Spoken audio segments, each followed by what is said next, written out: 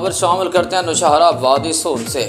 ملک زاہد فاروق ایوان کی رپورٹ کے مطابق منہاج ویلفیئر فاؤنڈیشن نوشہرہ کے زیر اہتمام عفت مآب بیٹیوں کی اجتماعی شادیاں کی تقریب زیر سرپرستی سید شمس العارفین ہمدانی منعقد ہوئی۔ 4 اجتماعی شادیوں کی وادی سون میں اس نوعیت کی پہلی تقریب ہے، جس میں دلہا دلہن کے علاوہ ان کے عزیز و اقارب و شہر کی مختلف سماجی سیاسی تنظیموں کے نمائندوں نے شرکت کی۔ منہاج فاؤنڈیشن ویلفیئر کی جانب سے ہر دلہن کو ضروریات زندگی کی اشیاء پر مشتمل قیمتی سامان جہیز بھی دیا گیا۔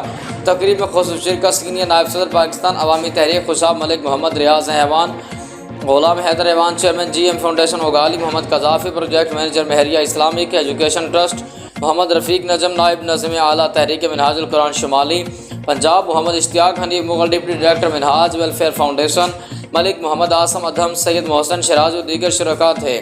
مقررین ڈاکٹر محمد طاہر القادری منہاج فاؤنڈیشن کی کاوش کو سراہا اور اجتماعی شادی کے منتظمین کا شکر ادا کیا اور زندگی کے نئے سفر پر دلہنوں نے بھی خوشی کا اظہار کیا۔